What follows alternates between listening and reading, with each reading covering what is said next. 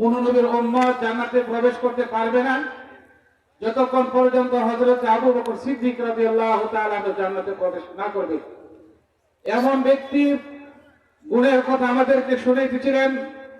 সময়ের স্বল্পতার দরুন হযরত সেই আলোচনা শেষ করতে পারিনি। তো আমরা আশা রাখবো অন্য একদিন হয়তো আমাদেরকে সেই ঘটনা পূর্ণটুকু শুনে আসবেন। তো এই পর্যায়ে আমাদের সামনে যিনি বক্তব্য নিয়ে আসছেন উস্তাদুল আসাতিজা হযরত মাওলানা সৈয়দ আবু সাহেব সাহেব মুহতামিম শাহ সেকান্দর মদিনাতুল উলুম কওমি মাদ্রাসা হযরতের সমূল্যবান তাকরীর পেশ করার জন্য বিনীতভাবে আহ্বান করছি। আসসালামু আলাইকুম ওয়া রাহমাতুল্লাহ। ইন্নাল হামদুলিল্লাহি তাআলা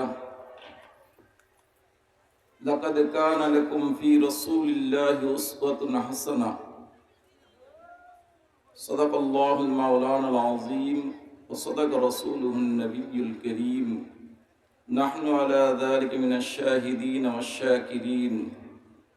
اللهم صل على محمد وعلى آل محمد كما صليت على إبراهيم وعلى آل إبراهيم إنك حميد مجيد.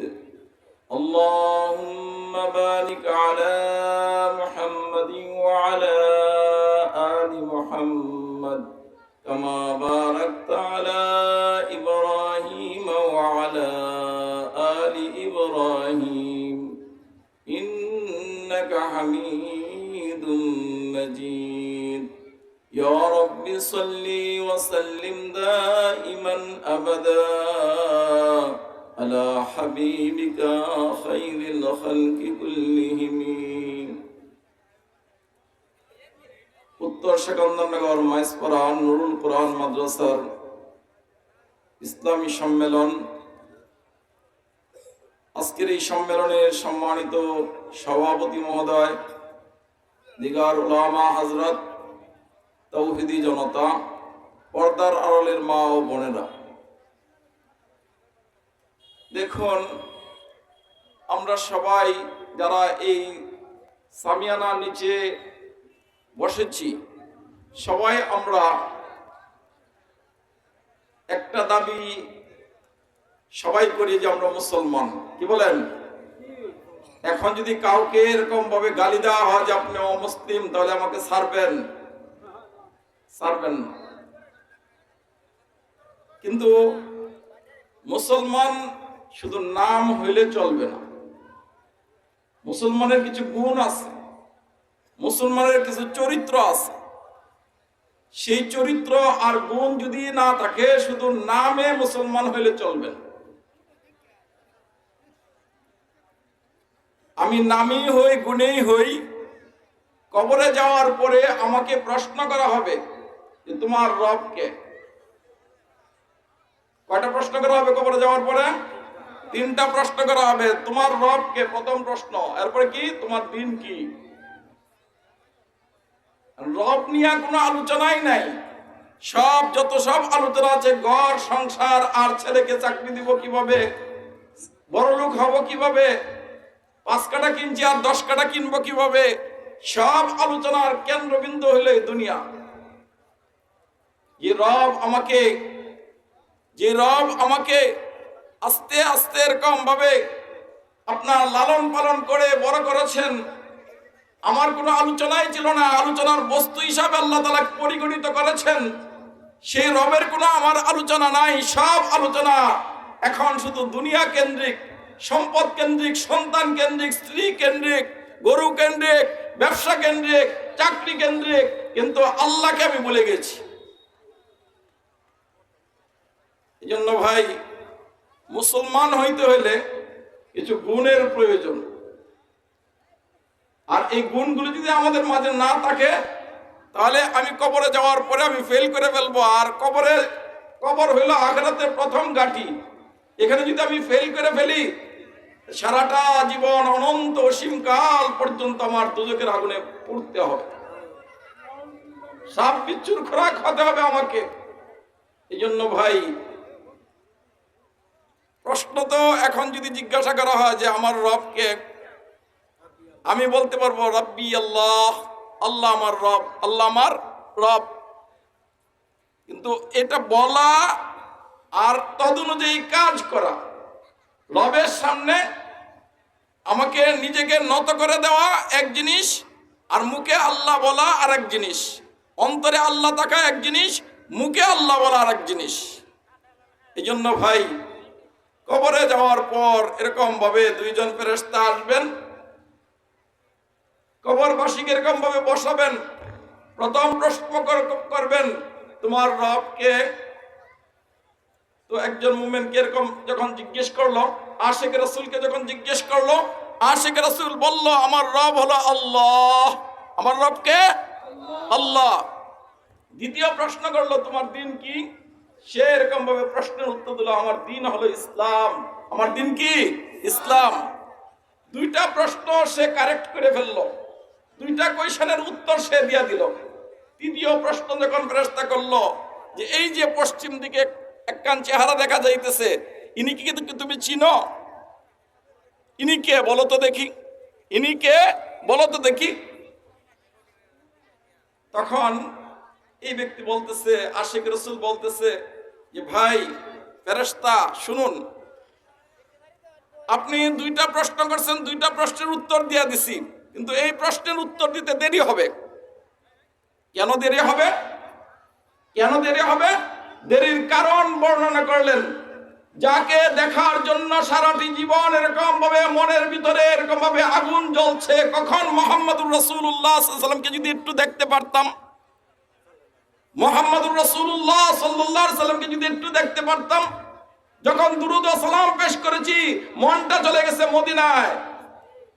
যখন দুরূদ ও সালাম পেশ করেছি, রওজা ধরে মনটা চলে গেছে, আর মনটা চাচ্ছিল যেন রাসূল মাকবুল সাল্লাল্লাহু আলাইহি ওয়াসাল্লামের রওজা মুবারকের পাশে দাঁড়িয়ে আসসালাতু ওয়াসসালামু আলাইকা ইয়া রাসূলুল্লাহ পাঠ করি। কিন্তু সেই একজন ব্যক্তিত্বকে দেখার বাসনা, আকাঙ্ক্ষা মনের মধ্যে একদম ভর্তি ছিল, কিন্তু দেখতে পারি নাই। আজকে আল্লাহ তাআলা সুযোগ করে দিয়েছেন সেই মহান নবী মুহাম্মদুর রাসূলুল্লাহ সাল্লাল্লাহু আলাইহি ওয়াসাল্লামকে দেখার। অতএব ফেরেশতা আপনি থামুন, আপনার প্রশ্নের উত্তর আমি দিব, আগে আমাকে দেখতে দেন, আগে আমাকে দেখতে দেন। আমার নবী মুহাম্মদুর রাসূলুল্লাহ সাল্লাল্লাহু আলাইহি ওয়াসাল্লাম দিনের জন্য যিনি এরকম ভাবে দাঁত শাহাদাত বরণ করেছেন, দান শহীদ হয়েছে, তায়েফের ময়দানে রক্ত জড়িয়েছেন, উহুদের প্রান্তরে রক্ত জড়িয়েছেন, কাফেরদের এরকম ভাবে অকথ্য অত্যাচার আর জুলুম এরকম ভাবে সহ্য করেছেন, সেই মুহাম্মদুর রাসূলুল্লাহ সাল্লাল্লাহু আলাইহি ওয়াসাল্লামের রেখে যাওয়া দিনের কোয়েশনও আমি পূর্ণ করেছি, আর আমার রবের কোয়েশনও আমি পূর্ণ করেছি। কিন্তু আজকে একটা দাবি, আমি এই প্রশ্নের উত্তর দিতে একটু দেরি হবে, আমাকে একটু দেখতে দেন। ওই যে যিনির দেখার আকাঙ্ক্ষাটা আমার মনের মধ্যে এমন ছিল, এত প্রবল ছিল যে তাকে দেখার স্বপ্নটা আমার এমন ছিল, আজকে সেই স্বপ্ন পূরণ করার জন্য আমাকে সময় দেন। কি সুবহানাল্লাহ বলবেন না? তো এমন পরিস্থিতিতে ওই মুমিনের প্রশ্নের উত্তর কি, উত্তর কি হয়েছে না? কি বলেন? উত্তর তো হয়েছে ভালোবাসা।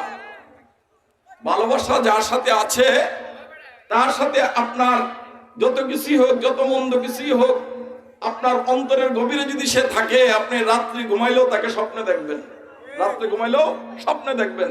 কিন্তু আজকে আমাদের উম্মতের এমন একটা অবস্থা, আমরা উম্মত, গুনাহগার উম্মত, আমাদের এমন একটা অবস্থা যে রাসূলের কথা কখনো স্মরণই হয় না, আর স্মরণ না হইলে স্বপ্নেই বা কেমনে দেখবো? আর রাসূল করিম সাল্লাল্লাহু আলাইহি ওয়াসাল্লামকে স্বপ্নে যারা দেখেন, তা সত্য, তা কখনো মিথ্যা হতে পারে না। আল্লাহ রাসূল সাল্লাল্লাহু আলাইহি ওয়াসাল্লামকে যদি কেউ মনে দেখে, তাহলে আল্লাহ রাসূলকে দেখবে। কারণ হইল আল্লাহ রাসূলের বেশ কোন নবীর বেশ শয়তান ধরতে পারে না, শয়তান ধরতে পারে না। এই জন্য দেখুন, আজকে যেরকম ভাবে আল্লাহ রাসূলকে দেখার আকাঙ্ক্ষা আমার রয়েছে, আল্লাহ রাসূলের উম্মতকে দেখার আল্লাহ রাসূলের কি আকাঙ্ক্ষা আছে না? কি বলেন আপনারা? কথা বলেন। আল্লাহ রাসূলের মনের মধ্যে কি উম্মতকে দেখার আকাঙ্ক্ষা নাই? আছে তো। এখন উম্মত যদি নবী করিম সাল্লাল্লাহু আলাইহি ওয়াসাল্লামের আদর্শ না থাকে, কি বলেন, আদর্শ না থাকে, চেহারার মধ্যে যদি নবীওয়ালা দাড়ি না থাকে, চেহারার মধ্যে যদি নামাজের চিহ্ন না থাকে, ওযুর চিহ্ন না থাকে, আল্লাহ রাসূল যদি সেই কবরের মধ্যে আমার দিক থেকে চেহারা ফিরিয়ে নেন, তাহলে আমার কি উপায় হবে? আমার কি উপায় হবে? আজকে আশিক রাসূল হওয়া আর 12ই রবিউল আউয়াল জিলাপি খাওয়া, রাস্তার মধ্যে মিছিল করে এরকম ভাবে, জশ্নে জুলুস করে এরকম ভাবে জিলাপি খাওয়া এক জিনিস নয়, এক জিনিস নয়। আশিক রাসূল হওয়া অনেক কঠিন বিষয়, আশিক রাসূল হওয়া অনেক কঠিন বিষয়। আশিক রাসূল এরকম ভাবে জিলাপি খাওয়ার নাম না, মিছিল করার নাম না, জশ্নে জুলুস করার নাম না, 12ই রবিউল আউয়াল পালনের নাম না। আশিক রাসূল, প্রকৃত আশিক রাসূল ছিলেন হযরত আবু বকর সিদ্দিক রাদিয়াল্লাহু তাআলা আনহু। রাস্তাতে যায়, রাস্তাতে হাঁটতেছেন আবু বকর রাদিয়াল্লাহু তাআলা আনহু, এরকম ভাবে মসজিদে নববীর দিকে যান। প্রতিদিন যখন যান, একজন ইহুদি কি করে আল্লাহ রাসূলকে অকথ্য গালাগালি করে, আবু বকর রাদিয়াল্লাহু তাআলা আনহুকে অকথ্য গালাগালি করে। এবং এই যে গালাগালি করে, আবু বকর রাদিয়াল্লাহু তাআলা আনহু ছিলেন ধৈর্যের পাহাড়, কোনদিন এরকম ভাবে কি করেন নাই, তার মুখে জবাব দেন নাই, তার গালাগালির জবাব ইনি দেন নাই। এইভাবেই প্রতিদিন যাচ্ছিলেন আর এই গালি শুনতে পারছিলেন, উত্তক্ত করা শুনতে পারছিলেন। যেমনই ভাবে আমাদের সমাজে কিছু মানুষ কি করে, কিছু তালিবুল ইলম আলেমকে দেখলে তাদের চুলকানি ওঠে, অ্যালার্জি, এই মৌলবীটা যেতেছে আতর ভরে, আমরা পয়সা দিয়ে মাদ্রাসাতে তা আতর ভরে, হেরার কার্য নিয়ে হয় এই উলামায়ে কেরামকে দেখতে।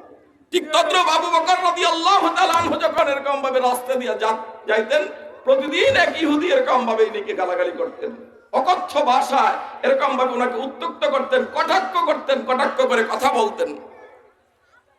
যতদিন বলেছেন, যতদিন গিয়েছেন, ততদিনই শুনেছেন, কিন্তু কোনোদিন জবাব দেন নাই। কিন্তু সেই আপনার নরম আবু বকর, নরম দিলের অধিকারী আবু বকর রাদিয়াল্লাহু তাআলা আনহু একদিন জবাব দিলেন। কেন জবাব দিলেন? কোন দিন জবাব দিলেন? কেন জবাব দিলেন? হযরত আবু বকর সিদ্দিক রাদিয়াল্লাহু তাআলা আনহু মসজিদে নববীর দিকে যাবেন, সেই ইহুদি প্রতিদিনের ন্যায় আজকেও গালি দিচ্ছেন। কি গালি দিচ্ছেন? কয় মুসলমানের আল্লাহ, আবু বকরের আল্লাহ ফকির আর আমরা হইলাম ধনী। আমরা হইলাম কি? ধনী। আবু বকরের আল্লাহ কি? ফকির আর আমরা হইলাম ধনী। অথচ ইহুদিদের ইতিহাস যদি বলা হয়, আপনারা জানতে পারবেন, তাদের এই পৃথিবীতে এক কণ্ঠ মাটির টুকরা আল্লাহ তাআলা দেন নাই, নিজস্ব ভূমি তাদের নাই। ইহুদিদের আপনার নিজস্ব কোনো ভূমি নাই। মুসলমানদের ভূমি দখল করে, ফিলিস্তিনের মুসলমানদের ভূমি দখল করে তারা মিথ্যাচার করছে যে এটা আমাদের আবাস ভূমি, এটা আমাদের আবাস ভূমি। এই নিয়ে আপনার দীর্ঘ সময় ধরে, প্রায় 70-75 বছর, এর চেয়ে আরো বেশি সময় ধরে যুদ্ধ আর যুদ্ধ চলছে। মুসলমানের সম্পদ ছাড়ছে না। তারা এরকম ভাবে অন্যের কৃপায়, অন্যের দয়া বেঁচে আছে। যদি আমেরিকা আজকে তাদের উপর থেকে হাত উঠায় নেয়, তাহলে তারা 1 মিনিটও টিকবে না। আপনার ব্রিটেন যদি তাদের উপর থেকে হাত উঠায় নেয়, সাহায্য উঠায় নেয়, তাহলে 1 মিনিটও টিকবে না। সেই মৃত্যুক ইহুদিরা আবু বকর সিদ্দিক রাদিয়াল্লাহু তাআলা আনহুকে আবার লাগায়া দিলেন। কি বলে? এতদিন নিজের উপরে গালি দেওয়া হচ্ছিল, নিজেকে গালি দেওয়া হচ্ছিল, সহ্য করেছেন। নিজের জাতির উপর কটাক্ষ করা হচ্ছিল, সহ্য করেছিলেন। এখন আল্লাহ এবং আল্লাহ রাসূলের উপর আঘাত করেছ, এইবার দিলেন থাপ্পড় একটা দিলেন। কি করলেন? থাপ্পড় দিয়ে দিলেন। কে? আবু বকর রাদিয়াল্লাহু তাআলা আনহু। থাপ্পড় খায়া, আবু বকরের থাপ্পড় খায়া গেছে দরবারের নবুয়তে, আল্লাহ রাসূলের আদালতে গেছে। ইয়া বলতেছে যে আমি আসছি, ও মুহাম্মদ শোনো, আমি আসছি একটা বিচার নিয়া। সেই বিচারটা কি জানো? তোমার আবু বকরে আজকে আমাকে মারছে। কি করছে? আবু বকরে আমাকে মারছে। হযরত রাসূল মাকবুল সাল্লাল্লাহু আলাইহি ওয়াসাল্লাম শুনে আশ্চর্য হলেন। আবু বকর তো কাউকে মারছে, এরকম ইতিহাস তো নাই, এরকম পিছনে এরকম কোন ঘটনা তো নাই আবু বকর কাউকে মেরেছে।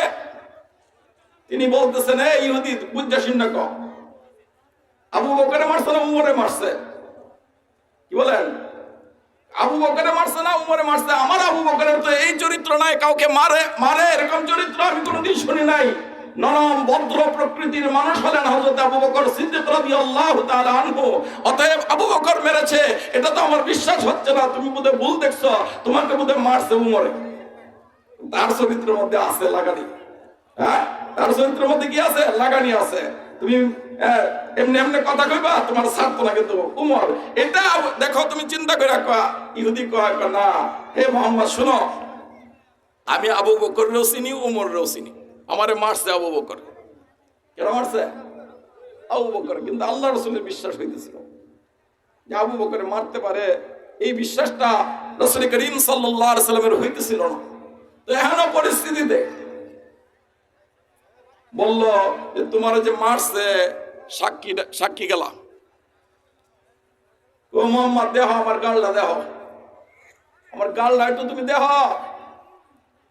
আল্লাহ রাসূল সাল্লাল্লাহু আলাইহি ওয়াসাল্লাম কাছে যায়, গালটা দেখলেন যেন 5টা আঙ্গুলের মানচিত্র হয়ে রয়েছে, লাল হয়ে রয়েছে। তখন সাক্ষী তো বাস্তব, কি বলেন সাক্ষী বাস্তব না? মায়ের তো আছে, মায়ের আছে, আর ইহুদি বলতেছে মারছে আবু বকরে। তো দরবারের নবুয়তে যখন বিচারালয়ে আশ্রয় নিল, এই ইহুদি মায়ের খায়া আশ্রয় নিল, ইনসাফের নবী মুহাম্মদুর রাসূলুল্লাহ সাল্লাল্লাহু আলাইহি ওয়াসাল্লাম একজন সাহাবী দিয়ে ডেকে পাঠালেন। কাকে? হযরত আবু বকর রাদিয়াল্লাহু তাআলা আনহুকে। বলে দিলেন যাও, যা বলো আবু বকরকে, এখনই বলো তিনি যেন। আসসালামু আলাইকুম।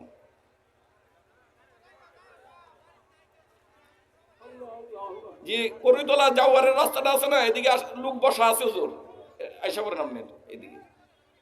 জি জি জি জি জি জি ইনশাআল্লাহ। জি। তো হযরত আবু বকর সিদ্দিক রাদিয়াল্লাহু তাআলা আনহু আদালতে হাজির হলেন। কোন আদালতে? মুহাম্মাদি আদালতে হাজির হলেন।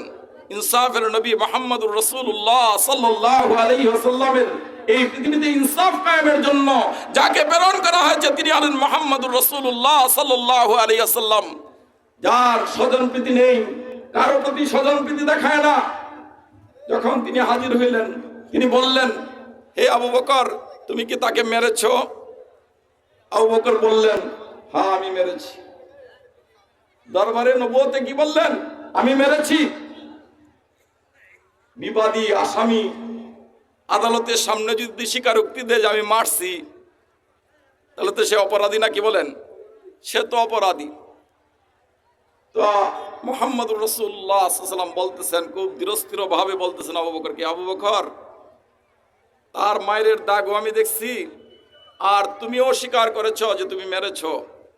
তুমি সিদ্দিক, চিরসত্য, তুমি জীবনে কখনো মিথ্যা বলবে না। জীবনে যে একটা মিথ্যা কথা বলে সে কখনো সিদ্দিক হতে পারে না, সে কখনো সিদ্দিক হতে পারে না। আর তোমার যে অবদান, আমার নবীর জন্য যে অবদান, ইসলামের জন্য যে অবদান, সেই অবদানকেও আমি অস্বীকার করছি না। কিন্তু আমাকে আল্লাহ রাব্বুল আলামিন ইনসাফ কায়েমের জন্য পৃথিবীতে প্রেরণ করেছে। আদালতে যেহেতু তুমি স্বীকারোক্তি দিয়েছো, তুমি অপরাধী সাব্যস্ত হয়ে গিয়েছো। যেহেতু অপরাধী তুমি সাব্যস্ত হয়ে গিয়েছো, আর যদি ইহুদি এরকম ভাবে এখন কসম খায়া বলে যে তুমি মারছো, তাহলে কিন্তু মুহাম্মাদি আদালতের বিচার তোমার উপর কি হয়ে যাবে? কায়েম হয়ে যাবে, বিচার কায়েম হয়ে যাবে। তো ইহুদিরে জিগাইল তুমি হলফ করে বলতে পারবা আবু বকর যে মারছে? সে বলতেছে আল্লাহর কসম। আল্লাহর কসম তো না, তারা তো অন্য পূজা করে। কসম করে বলতেছে, হলফ করে বলতেছে হ্যাঁ আমাকে আবু বকর মারছেন। তো আল্লাহ রাসূল বললেন আবু বকর এখন তো তোমার উপর শাস্তি আরোপ হয়ে যাবে। শাস্তিটা কি? তুমি যে এইভাবে এই ইহুদিকে মেরেছ, ইহুদিও তোমাকে সেইভাবে মারবে। বিচার কি? ইহুদিকে তুমি যেভাবে তাপ্পড় দিয়েছো, তোমাকেও সেইভাবে তাপ্পড় দিবে। মুহাম্মাদি আদালতের রায়ও হয়ে গেছে।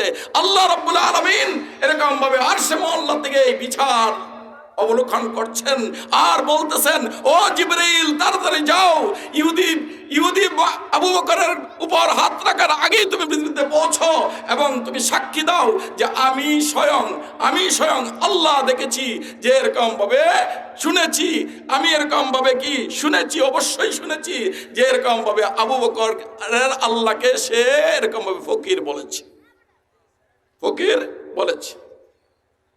তো পৃথিবীতে তো আবু বকরের সাক্ষী নাই। আবু বকরের যখন সাক্ষী চাওয়া হয়েছে যে তুমি যে মারছো বা ইয়ে করছো, এটার একটা সাক্ষী দাও, তো উনি বললেন যে না, আমার তো কোনো সাক্ষী নেই, আমার কোনো সাক্ষী নাই। সেখানে আমি আর এই ইহুদি বেচারাই ছিলাম, আর কেউ তো ছিল না। সাক্ষী কে দিবে? আমার সাক্ষী কেউ নেই। অতএব এখন শাস্তিও এসে যাবে। আল্লাহ রাব্বুল আলামিন হযরত জিবরাইল আলাইহিস সালাতু ওয়াস সালামকে এরকম ভাবে আয়াত পাঠিয়ে দিলেন মুহাম্মদুর রাসূলুল্লাহ সাল্লামের কাছে যে আমি নিঃসন্দেহে দেখেছি, আমি শুনেছি নিঃসন্দেহে যে এরকম ভাবে আবু বকরের আল্লাহকে সে ফকির বলেছে। আবু বকরের আল্লাহকে ফকির বলেছে, আমি শুনেছি। আর তাদেরকে তারা বিত্তশালী বলেছে, অথচ তাদের নিজস্ব জমি নাই, নিজস্ব গড় নাই, নিজস্ব অস্ত্র নাই। সব আমেরিকার উপরে তারা তাকিয়ে আছে। যতক্ষণ পর্যন্ত আমেরিকার থেকে কিছু না আসে ততক্ষণ পর্যন্ত তাদের নিজস্ব বলতে কিছুই নাই। এবং এখন আবু বকরের আল্লাহ হয়েছে গরিব, আর তারা হয়েছে ধনী। এই মৃত্যুকের দল আবু বকরকে শাস্তি দেওয়ার জন্য মিথ্যার আশ্রয় নিয়েছে। শুধু মিথ্যার আশ্রয় আবু বকরকে না, এরকম শত শত তারা মিথ্যার। ওয়ার্ল্ডের মধ্যে সবচেয়ে বেশি মৃত্যু হলো ইহুদিরা হলো ওয়ার্ল্ডের মধ্যে সবচেয়ে বেশি মৃত্যু। আল্লাহ রাব্বুল আলামিনের এই আয়াত নাজিল হওয়ার পর আল্লাহ হযরত আবু বকর রাদিয়াল্লাহু তাআলা আনহুর সাক্ষী হয়ে গেলেন স্বয়ং আল্লাহ রাব্বুল আলামিন, আর মুহাম্মাদি আদালতের বিচার থেকে মুক্তি পাওয়া গেলেন। বলেন সুবহানাল্লাহ। এই জন্য ভাই, হযরত আবু বকর সিদ্দিক রাদিয়াল্লাহু তাআলা আনহু স্বয়ং মুহাম্মদুর রাসূলুল্লাহ সাল্লাল্লাহু আলাইহি ওয়াসাল্লামকে এরকম ভাবে বিভিন্ন ভাবে লাঞ্ছিত আর অপমানিত করেছে সেই ইহুদিরা। শুধু তাই নয়, তাদের যুগে এরকম ভাবে বহু আম্বিয়া আলাইহিস সালাতু ওয়াসসালামকে নাহক ভাবে, অন্যায় ভাবে হত্যা করেছে এই ইহুদিরা। আজকে এই মুসলমানদের যত ষড়যন্ত্র দেখেন, তাবলীগের ষড়যন্ত্র দেখেন, মুসলমানদের ভিতরে ফাটল দেখেন, মুসলমানদের মধ্যে অনক্ষ দেখেন, সব কিছুর পিছনে তারা এরকম ভাবে কল কাটি নাড়াচ্ছে সেই ইহুদিরা। কিন্তু সময় আসছে, উত্তর পাওয়ার সময় আসছে এবং উত্তর পাইতেছে, চরম উত্তর পাবে। যেই দিন তারা এরকম ভাবে গাছের ছায়ার মধ্যে, গাছের অপর পাশে লুকাবে, গাছ পর্যন্ত বলে দিবে আমার এখানে ইহুদি আছে, মারো একে। সেই দিন আর বেশি দূরে নয়।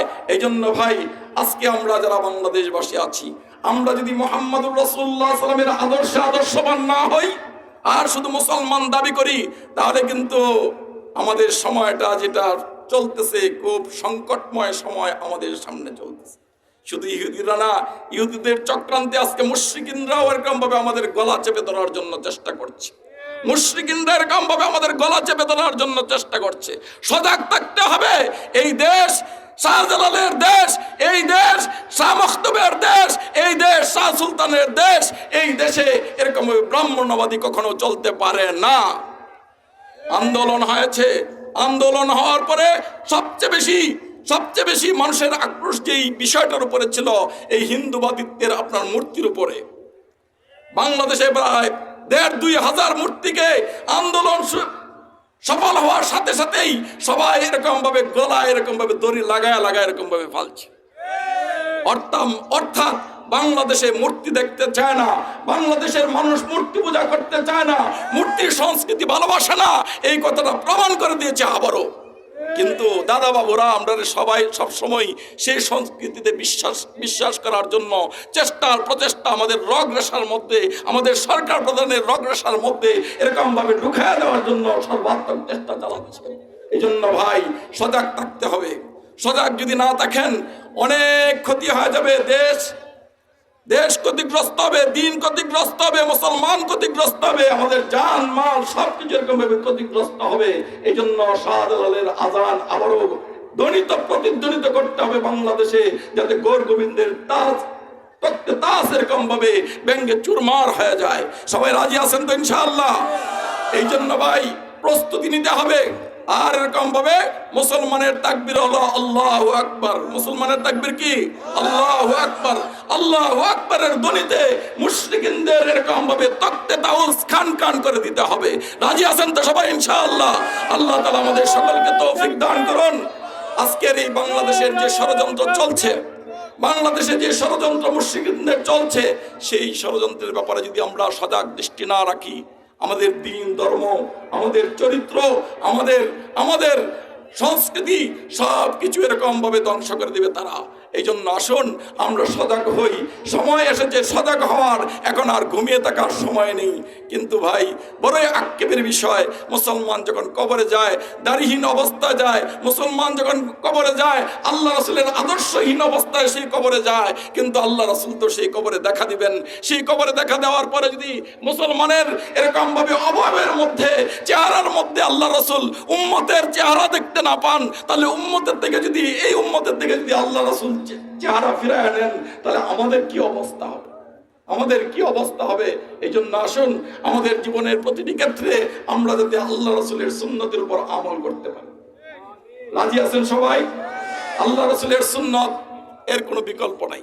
আল্লাহ রাসূল তার শেষ ভাষণের মধ্যে, বিদায় হজ্জের ভাষণের মধ্যে দুইটা কথা এক হাদিসের মধ্যে বলে গিয়েছেন যে আমি মুহাম্মদুর রাসূলুল্লাহ সাল্লাল্লাহু আলাইহি ওয়াসাল্লাম চিরদিন থাকবো না। অন্যান্য নবীরা ছিলেন, তিনিরাও চলে গেছেন, আমাকেও এরকম ভাবে চলে যেতে হবে। কিন্তু তোমরা ফিতনা ফাসাদের মধ্যে লিপ্ত হবে না, তোমরা পরস্পরে মারামারির মধ্যে লিপ্ত হবে না, যদি দুইটা জিনিসকে তোমরা আঁকড়ে ধরতে পারো। দুইটা জিনিসকে আঁকড়ে ধরতে পারো, একটা হলো কিতাবুল্লাহ, আল্লাহর কিতাব, আর দ্বিতীয় হলো মুহাম্মদুর রাসূলুল্লাহ সাল্লাল্লাহু আলাইহি ওয়াসাল্লামের সুন্নাত। সুন্নাত অর্থ কি? রীতি নীতি, রীতি নীতি। এখন আমাদের যুবকরা যারা দেখছি, আমি মাহফিলে আসার সময় অনেক যুবকের গলার মধ্যে দেখেছি ফিলিস্তিনের পতাকা। এই ফিলিস্তিনের পতাকা লটকায় রাখছে এরকম ভাবে। মুসলমানের একটা দেশের পতাকা, ইহুদিদের বিরুদ্ধে আমরা এরকম ভাবে সোচ্চার হয়েছি, কিন্তু আমাদের অবয়বের মধ্যে যদি তাকাই, মাথার মধ্যে যদি তাকাই, মুখের মধ্যে যদি তাকাই, পায়ের দিকে যদি তাকাই, হাতের দিকে যদি তাকাই, সর্বত্র ইহুদি আর খ্রিস্টান আর ব্রাহ্মণ্যবাদীদের আচার আচরণ আমাদের সর্বত্র রয়েছে, সর্বত্র রয়েছে। সেই বিষয়গুলি যদি আমরা লক্ষ্য না করি, তাহলে মৃত্যু মুসলমানের নামে হইতে পারে, কিন্তু মুসলমানিত্ব নিয়ে কবরে যাওয়া সম্ভব হবে না। মুসলমানিত্ব নিয়ে কবরে যাওয়া সম্ভব হবে না। আর মুসলমানিত্ব নিয়ে যদি কবরে না যাইতে পারি, তাহলে মুহাম্মদুর রাসূলুল্লাহ সাল্লাল্লাহু আলাইহি ওয়াসাল্লাম আমাদেরকে সুপারিশ করবেন না। আর সুপারিশ যদি আমরা না পাই, আমাদের কি উপায় হবে ভাই? আমাদের কি উপায় হবে? এই জন্য সুপারিশ পাওয়ার জন্য কালামে পাককে এরকম ভাবে আমাদেরকে আঁকড়ে ধরতে হবে, আল্লাহ রাসূলের সুন্নতকে আঁকড়ে ধরতে হবে। আল্লাহ রাসূলের সুন্নতকে বিবি আর স্বামী আর স্ত্রী ঝগড়া, সন্তান আর বাবা ঝগড়া, হ্যাঁ, ভাই আর ভাইয়ে ঝগড়া, কিন্তু ভাইয়ে ভাইয়ে কোনোদিন আসসালামু আলাইকুম একজন আরেকজনকে দেন কি? দেয় নাকি? বিবি এরকম ভাবে স্বামীকে আসসালামু আলাইকুম বলে না, স্বামী এরকম ভাবে বিবিকে আসসালামু আলাইকুম বলে না। যদি বলতো, তাদের মধ্যে হৃদ্যতার ভাব আসতো, ভালোবাসা আরো অটুট হতো। কিন্তু ভালোবাসা খালি বাংছে, তালাক আর তালাক হইতেছে, ভালোবাসা এরকম ভাবে খান খান হয়ে যাচ্ছে। আমাদের শেখ আল্লামা শফিকুর রহমান আল-আলাবাদী সাহেব হুজুর চলে এসেছেন, আমি আমার বক্তব্য শেষ করছি। যারা ওইখানে আসেন শ্রোতা হয়ে, তাদের মনোযোগের অনেক পাওয়ার, মনোযোগের অনেক পাওয়ার। শ্রোতা তো সকলে আপনার আসছেন তলব নিয়া, তৃষ্ণা নিয়া, চাহাত নিয়া, পিয়াস নিয়ে আসছেন। হুজুর কথা বলবেন দ্বীনের কথা, এটা আমি নিয়ে যাইব, আলোচনা করবেন, আমার আখিরাতের পাথেয় সংগ্রহ করার একটা সুযোগ হবে। এই যে একটা সৎ নিয়ত নিয়ে ওইখানে বসছে, বক্তার একটা ফায়দা হয় যদি ভালো নিয়ত নিয়ে এখানে বসে, তাহলে এই যে হাজারো মানুষের মন তার দিকে, সবাই এখানে যে বসে, তার ভিতর তো আর সকলেই জানে না, জানে কি? জানে না। সবাই একটা ভালো ধারণা, উনি ভালো মানুষ, উনি ভালো মানুষ, নেককার মানুষ, আলেম। এই যে একটা মুরাকাবা, একটা মনোযোগ আপনার আকর্ষণ করে, এই মনোযোগটার কারণে যদি মুতাকাল্লিম আর বক্তা সৎ নিয়তে কথা বলে, তাহলে তার অনেক ফায়দা হয়, এমনকি তার পরিবর্তন হয়। তার জবান দিয়ে যা বলে আল্লাহ তাবারাকা ওয়া তাআলা এর উপরে আমল করার তৌফিক দেন ওই আপনার শ্রোতাদের বরকতে, বুঝেছেন? শ্রোতাদের বরকতে। বাকি এই যে মনোযোগের একটা মিলন মেলা, ভালো দিকে তাকা। আজকে তো এখন আমরা যারা বসছি ওইখানে, দুনিয়ার দিকে আমাদের কোনো ধ্যান নাই। একটা ধ্যান, ওলামায়ে কেরাম কথা বলবেন, এই যে একটু সময়ের জন্য চিন্তাটা আখিরাতমুখী হয়ে গেছে, চুপটা আখিরাতমুখী হয়েছে। কানটা আখিরাতমুখী হয়েছে, আমার এই 3.5 হাত দেহটা আখিরাতমুখী হয়েছে, এটা বড় বরকতের আপনার দৃশ্য আর মঞ্জার, এটা বক্তা এবং শ্রোতা সকলের জন্য বরকতপূর্ণ। মুহতারাম হাজিরিন, আরেকটা বৈশিষ্ট্য, ওই সমস্ত মাহফিলের আরেকটা বৈশিষ্ট্য হলো এই, যারা কথা বলতেছেন আর কথা শুনতেছেন, আমরা তো আপনার চাষটলে গিয়াও অক্সিজেন গ্রহণ করি, আপনার নিঃশ্বাস আনা নেওয়া করি, আবার কি জানি নাক দিয়া ওইরকম ভাবে নিঃশ্বাস নেই, আমি নিঃশ্বাস ছাড়ি আর নিঃশ্বাস নেই। আমরা যখন নিঃশ্বাস নেই, এখানে যে নিঃশ্বাস নিতেছি, দম টানতেছি আর বের করতেছি, আমাদের এই যে নাক দিয়া বের হইতেছে, এটার একটা পরিবেশ এখানে সবার একজনের নাকের ভিতরে যে আপনার ইয়াটা আছে আরেকজনের ভিতরে গিয়া ঢুকতেছে। আমরা বড়দের কাছে শুনছি, আমি একজন অনেক বড় বুজুর্গ এক জায়গায় যাইতেছিলাম, তো হঠাৎ করে দেখি এক মাদ্রাসায় আপনার আলোচনা চলতেছে, তো মজলিসের পিছনে একেবারে শেষে গিয়া বসলাম। বসার পরে হযরত বলতেছিলেন যে ছাত্ররা যারা আছো, আমি তোমাদেরকে বলেছিলাম যে তোমরা আমাকে তোমাদের মধ্যখানে বসাও। কেন? যে তোমাদের যে হৃদয়, দিল, এই দিলের ভিতরে আল্লাহ তাবারক ওয়া তাআলার কালাম আছে, তোমরা 24 ঘন্টা এই হিফজখানায় কালামে পাকের তেলাওয়াত করো। অতএব যে দিলের ভিতরে, যে দিলের মাঝে আল্লাহ তাবারক ওয়া তাআলার কালাম আছে, ওই হৃদয় ছোঁয়া, দিল ছোঁয়া যে বাতাসটা আছে, ওইটা নাক দিয়া বের হইতেছে, এটা আমার নাক দিয়া যখন ঢুকবে, এর বরকতে আল্লাহ তাবারক ওয়া তাআলা আমার দিলকে খুলে দিবে। আজকে দিনই মানুষ, উলামায়ে কেরাম আছে, ছাত্ররা আছে, অনেক নেককার মানুষ আছেন, তাদের নাক দিয়া যে নিঃশ্বাস বের হইতেছে, এটা আমার নাক দিয়া ভিতরে ঢুকতেছে। এর দ্বারা যদি সৎ নিয়তে আসতে পারি, আজকের এই মনোযোগ এবং আজকের এই নিঃশ্বাস ত্যাগ, এই যে একটা আবহাওয়া আর বাতাস, এর মাধ্যমে আল্লাহ তাবারক ওয়া তাআলা আমাদেরকে স্নাত করে দিতে পারেন, আমার দিলকে ওরকম ভাবে ধৌত করে দিতে পারেন, দিলটা ওরকম ভাবে নরম হইতে পারে, দিল পরিবর্তন হইতে পারে, জীবন পরিবর্তন হইতে পারে, জীবনের মোড় ঘুরে যেতে পারে, যদি ইখলাসের সাথে বসতে পারে। এই কথাই রাসূল করিম সাল্লাল্লাহু আলাইহি ওয়াসাল্লাম হাদিসে পাকের মধ্যে ইরশাদ করেন, আলাইকুম বিমুজালাসাতিল উলামা ওয়াসতিমাই কালামিল হুকামা ফাইন্নাল্লাহা তাআলা ইউহিল কলবাল মাইয়িত বিনুরিল হিকমা। আল্লাহ রাসূল সাল্লাল্লাহু আলাইহি ওয়াসাল্লাম ইরশাদ করেন, ও আমার উম্মত, তোমরা আমার উম্মতের উলামায়ে কেরামের মজলিসের মধ্যে বসবে। বসা তোমাদের জন্য অত্যাবশ্যকীয়, জরুরি, তোমাদের জন্য ফায়দাজনক, উপকারী। তোমরা এখানে বসবে, তোমাদের দায়িত্ব, তোমাদের এরকম ভাবে কর্তব্য হলো উলামায়ে উম্মতের মজলিসে বসবে। আর কি করবে? ওয়াসতিমাই কালামিল হুকামা, ওই সমস্ত উলামায়ে কেরামের হাকিমানা কথাগুলো তোমরা শুনতে থাকবে। কেন? ইন্নাল্লাহা তাআলা ইউহিল কলবাল মাইয়িতা বিনুরিল হিকমা, ওই সমস্ত আল্লাহ ওয়ালা উলামায়ে কেরামের জবান নিঃসৃত কথার ভিতরে আল্লাহ এত পাওয়ার, এত আসর, এত শক্তি রেখে দিয়েছেন যে আল্লাহ তাবারক ওয়া তাআলা ওই সমস্ত আল্লাহ ওয়ালা বুজুর্গদের কথার মাধ্যমে মুর্দা দিলকে জিন্দা দিল বানায় দেয়। মুর্দা দিল নিয়ে আসে, তো জিন্দা দিল নিয়ে ফিরে গেছে ওইখান থেকে। মুহতারাম হাজিরিন, আজকে আমরা ওইখানে আসছি, উলামায়ে কেরাম কথা বলছেন, কথা বলবেন। আপনারা যার জন্য অধীর আগ্রহে অপেক্ষমান, তিনি আসবেন, কথা বলবেন। এর আগে আমাদের হযরত, আমার শায়েখ ও মুর্শিদ কথা বলছেন। আবার হযরত এখানে কথা বলা লাগবে না, ওই ধরনের বুজুর্গ যদি শুধু বইসা দেখেন তাহলেও লাভ। হুজুরই বলছিলেন যে আল্লাহ ওয়ালারা কথা বলতে হয় না, শুধু বইসা থাকলেই লাভ। হুজুর একটা ঘটনাও বলছিলেন। হযরতুল আল্লামা সৈয়দ আসাদ মাদানী নওয়ারাল্লাহু মারকাদার কথা বলছিলেন। উনি সিলেটে আসছিলেন। হযরত বলতেছিলেন যে আমি ডান হাতে ঘড়ি পরা সুন্নত, ওই ডান হাতে ঘড়ি পড়তাম। তো হঠাৎ করে এক বছর মনে হয় এরকম চলে গেছে যে বাম হাতে ঘড়ি পরা আরম্ভ করছে। হযরত বলতেছেন যে সৈয়দ আসাদ মাদানী নওয়ারাল্লাহু মারকাদা সিলেটে কোন জায়গায় আসছেন। তো এই সংবাদটা পাওয়ার পরে আমি ওই মজলিসের মধ্যে গেলাম। যাওয়ার পরে সামনে বসলাম। বসার পরে ওনার দিকে তাকায়া দেখলাম যে উনি ডান হাতে ঘড়ি পড়ছেন, ডান হাতে ঘড়ি পড়ছেন। তৎক্ষণাৎ আমার দিলের ভিতরে পরিবর্তন এসে গেছে। কি করলাম? আরে ডান হাতে ঘড়ি পরা ছাড়লাম কেন, বাস বাম হাত থেকে সাথে সাথে ডান হাতে ঘড়ি পরা আরম্ভ করছেন, এখন পর্যন্ত ডান হাতেই ঘড়ি পড়েন।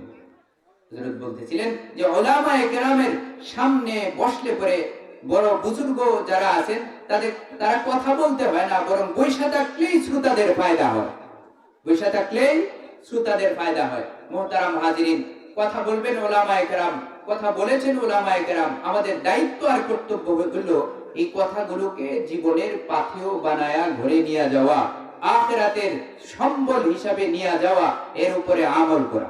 মুহতারাম হাজিরিন, আয়াতে কারিমা তেলাওয়াত করেছে আল্লাহ তাবারাকা ওয়া তাআলা তার কালামে পাকের মধ্যে মুত্তাকি বান্দাদের সম্পর্কে আল্লাহ তাবারাকা ওয়া তাআলা 4 গুণ বিশিষ্ট মুত্তাকি বান্দাদেরকে আল্লাহ তাবারাকা ওয়া তাআলা হাসরের ময়দানে প্রাথমিক পর্যায়ে কি ওইরকম ভাবে একটা পুরস্কার দিবেন, আল্লাহ তাবারাকা ওয়া তাআলা তাকওয়ার পুরস্কারের কথা এখানে বলছেন।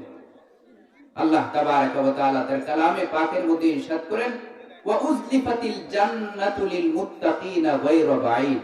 হাসরের ময়দান যখন কায়েম হবে, মানুষ দিক বিদিক ছুটাছুটি করতে থাকবে, কেউ কারো জন্য উপকারী হবে না, কেউ কারো উপকার করতে পারবে না, এরকম ভাবে নিজের চিন্তায় ব্যস্ত থাকবে।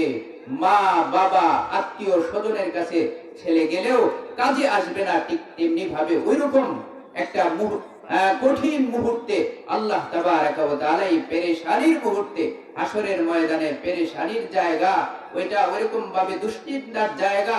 মানুষ যখন দুশ্চিন্তা করতে থাকবে, মানুষ ঘামের সাগরে সাঁতার কাটতে থাকবে, এহেন দুর্যোগপূর্ণ অবস্থায় আল্লাহ তাবারাকা ওয়া তাআলা তার কিছু বান্দাদেরকে ওইরকম ভাবে অভয় দিবেন।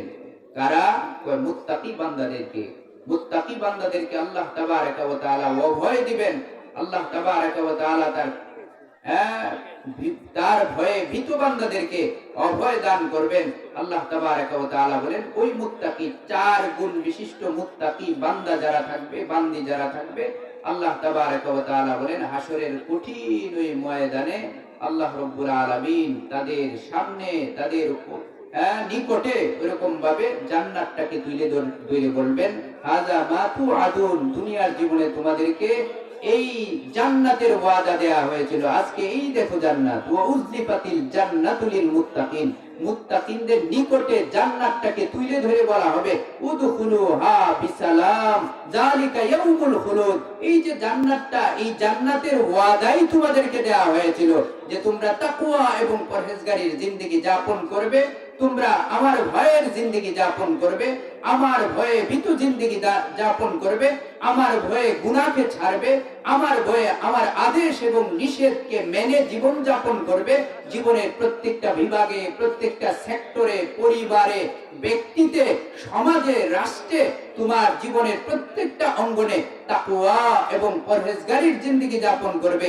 এই ওয়াদা দেয়া হয়েছিল, যদি তুমি তোমার দুনিয়ার জীবনে আমার হুকুম, আমার আদেশ এবং নিষেধ সম্বলিত এই তাকওয়ার জিন্দেগি যাপন করো, তাহলে তোমাকে জান্নাত দেয়া হবে। এই যে দুনিয়াতে তোমার যে জান্নাতের ওয়াদা দেয়া হয়েছিল, এই যে দেখো এখন কঠিন হাসরের ময়দানে মানুষ ছুটোছুটি করতেছে, মানুষ দুশ্চিন্তায় আছে, মানুষ পেরেশানিতে আছে, কিন্তু তোমার কোনো পেরেশানি নাই। এই দেখো জান্নাত, ওয়া উযলিফাতিল জান্নাতু লিল মুত্তাকিন, এই অদূরে মুত্তাকিনদের একেবারে নিকটে এরকম ভাবে জান্নাতটাকে তুলে ধরে আল্লাহ তাবারাকা ওয়া তাআলা বলবেন, এই যে দুনিয়াতে দেয়া ওয়াদা তোমার সাথে, যে জান্নাত, যে তাকওয়ার জিন্দেগি যাপন করো তোমাকে জান্নাত দেয়া হবে, এই যে নগদ এই জান্নাত, উদখুলুহা বিসালাম, এই জান্নাতের ভিতরে সালামতের সাথে ঢুকে যাও, যালিকা ইয়াউমুল খুলুদ, এই জান্নাতটা তো এমন, এখানে ঢুকলে পরে বের হওয়া লাগে না, এই বের হওয়া লাগবে না, ওইখানে তুমি ঢুকো,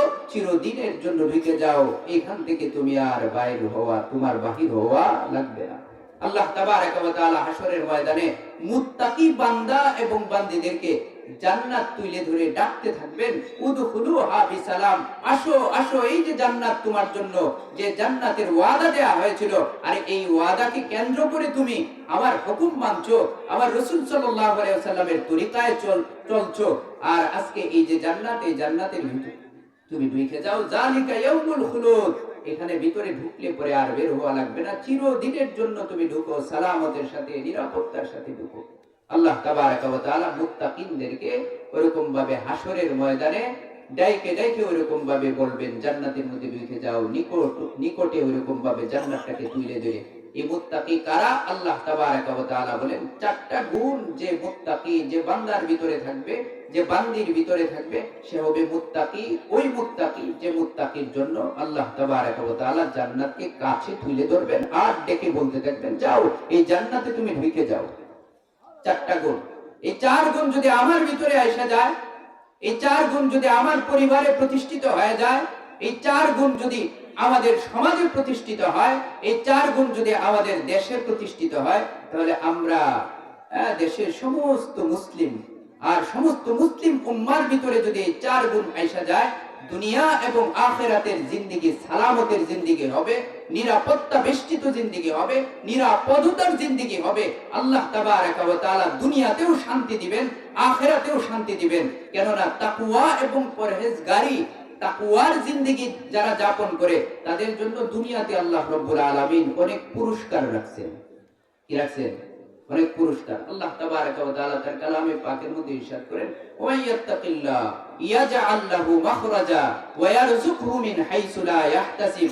আল্লাহ তাবারাকা ওয়া তাআলা বলেন, আমার যে বান্দা এবং যে বান্দি, আমার যে বান্দা যে বান্দি তাকওয়ার জীবন যাপন করবে, তাকওয়ার জীবন যাপন করবে, অর্থাৎ আল্লাহর ভয়ে, আল্লাহর বিধিনিষেধ মেনে চলবে, ব্যক্তি জীবনে পরিবারে প্রতিষ্ঠিত করার জন্য চেষ্টা করবে, সমাজেও প্রতিষ্ঠা করার জন্য চেষ্টা করবে, রাষ্ট্রে এই তাকওয়ার জিন্দেগি, তাকওয়া ভিত্তিক রাষ্ট্র প্রতিষ্ঠার জন্য যে স্বপ্ন দেখবে, চেষ্টা করার শক্তি নাই, কিন্তু স্বপ্ন এবং আশা ওইরকম ভাবে রাখবে।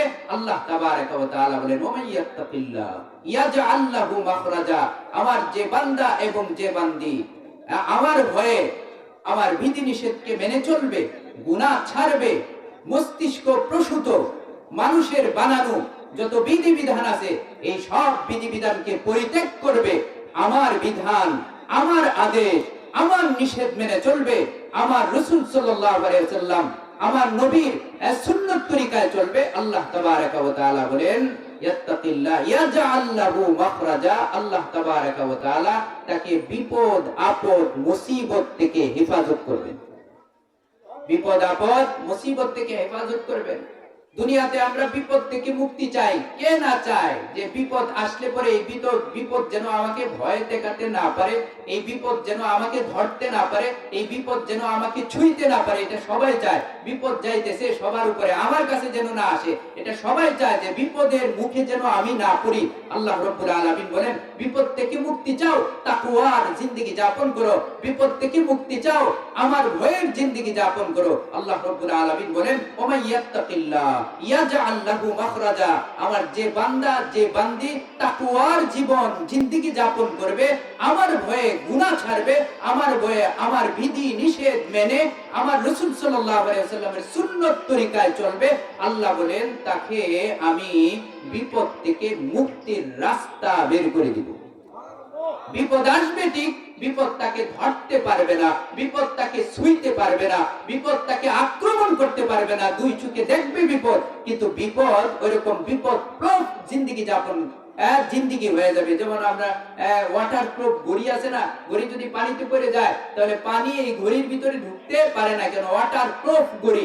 ঠিক তেমনি ভাবে বিপদ প্রুফ, মুসিবত প্রুফ জিন্দেগি আল্লাহ তাবারাকা ওয়া তাআলা দান করবেন। হাজারো মুসিবত আসবে, এই মুসিবতের কারণে আমি ওরকম ভাবে মন ভাঙবে না, এই মুসিবতের কারণে আমার আখিরাত নষ্ট হবে না, এই মুসিবতের কারণে আমার দুনিয়া এবং আখিরাতের ক্ষতি হবে না, এই মুসিবত আমাকে ধরতে পারবে না, ছুঁইতে পারবে না, আমাকে আক্রমণ করতে পারবে না, এমন এক ব্যবস্থা আল্লাহ তাবারাকা ওয়া তাআলা রেখে দিয়েছেন তাকওয়া এবং পরহেজগারির জিন্দেগির মধ্যে।